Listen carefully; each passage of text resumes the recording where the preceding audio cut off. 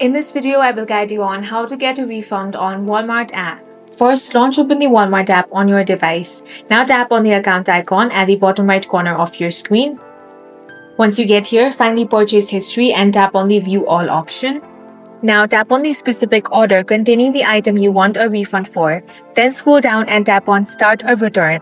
Now check the box next to the item and select reason for return.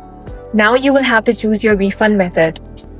You can select between your original payment method or Walmart gift card. Now select your return method, in-store drop-off, curbside, or mail shipping. Now tap on the submit to finalize and view your return barcode or shipping label.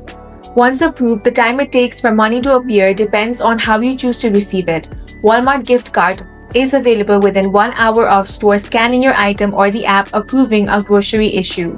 If you have selected credit or debit card, it takes up to 3 to 5 business days. If you have selected cash, it is only available if you choose in-store drop-off and the original purchase was made with cash, EBT, or debit card handled at a physical register. That's all for this video. If you found it useful, make sure to hit the like button and subscribe for more videos like this.